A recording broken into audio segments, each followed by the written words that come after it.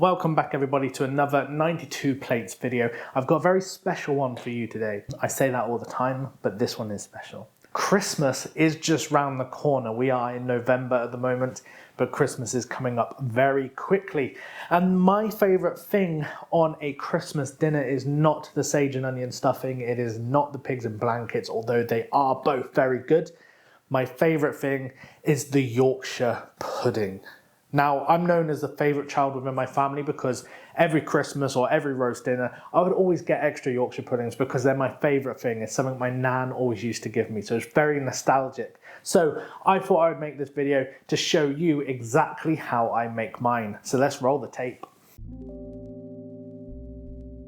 So the first thing that we are going to do is preheat the oven at 200 degrees centigrade so we can get it nice and hot. When we put the Yorkshire mix into the oil, then it's going to fry nicely and it's going to fluff up. So I've got my muffin tin, and inside of this we're going to put oil in there and we're going to put it into the oven whilst it's preheating. So whilst it's coming up to temperature, it's going to heat the oil up as well, and we're going to leave it in there for a little while because we want this oil to be as hot as possible. So I'm going to get my olive oil that I'm using.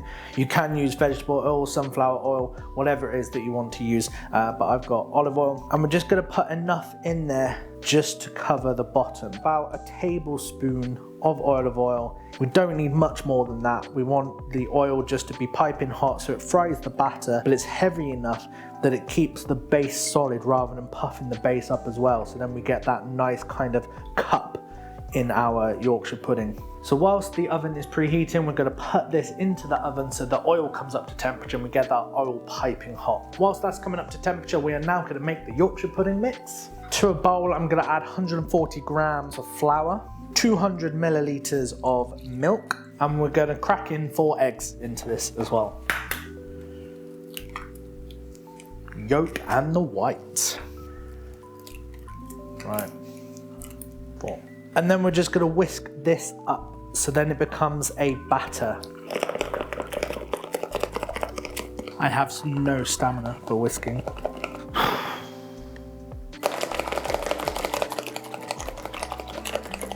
So you want this to be like a kind of thick batter in a way, but not too thick, otherwise what you're going to do is you're going to make it very dense and it won't rise. So if you do have quite a runny batter, then just add in half a tablespoon of flour each time until it thickens up just that little bit more.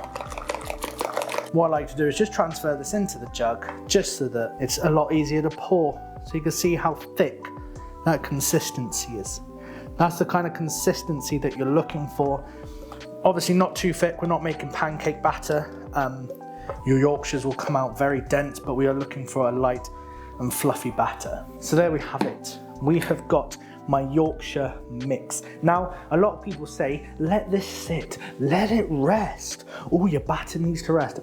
I don't. Before I put it into the oven, I whisk it again. I get as much air into there as possible. I found that doing that allows them to be a lot fluffier. However, there's different people with different methods, even different recipes on how to make Yorkshire puddings. This is just my way of how I make Yorkshire puddings. We're not making monstrous Yorkshire puddings, so you know the ones where you go to like a carvery and they're like huge like this. We're making these like little cups kind of Yorkshire puddings that are perfect with every roast dinner. So this next bit we are going to want to do really fast because we want that oil to be absolutely piping hot. So we're going to bring the pan out, put it here, slap all of the batter in it, and then chuck it straight back into the oven. We want to do this as quickly as possible. Right, so we're bringing the tray out. So as you can see, it is absolutely shimmering. So we know that the oil is hot enough within this. And then we just want to pour some of our batter into there. We don't want to pour a lot, just enough to kind of fill halfway up. And as we can see it sizzle, we know that that oil is hot enough. You can already see that the batter is sizzling there.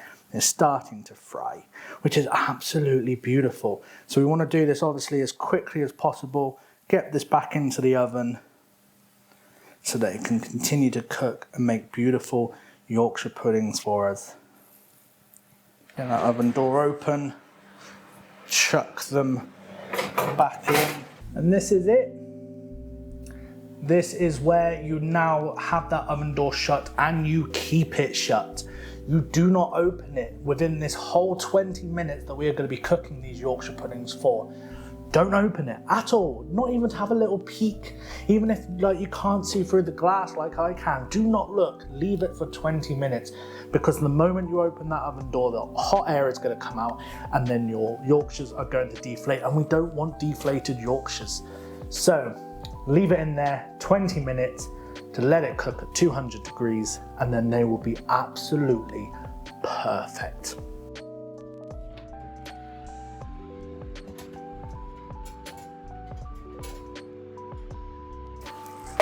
Boom.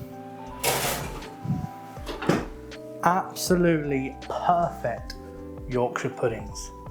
There we have it, my perfect Yorkshire puddings that I make my way. If I do say so myself, they are pretty spectacular. But I hope you've enjoyed this video.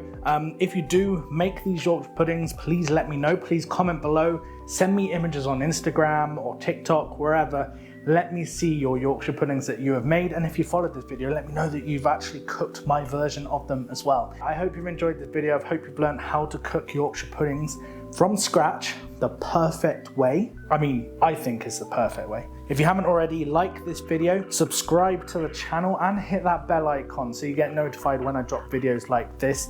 And if you do want to support me, I do have a Patrons page. I'll put all of the links in the description below where you can follow me, where you can send images, etc. and all of that.